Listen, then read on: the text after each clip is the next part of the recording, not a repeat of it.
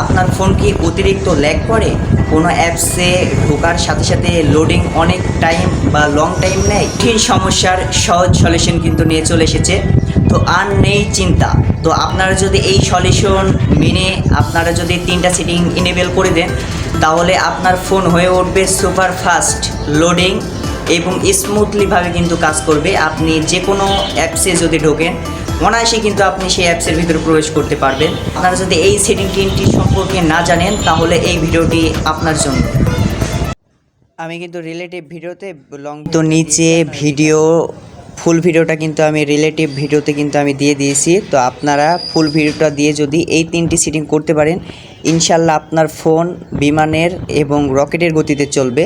তো আপনারা যারা এই সেটিং 3টি সম্পর্কে জানেন না, তারা অবশ্যই আমার লং ভিডিওটা দেখে আসবেন। আমি কিন্তু নিচে ভিডিও লিঙ্কটা আমি দিয়েছি।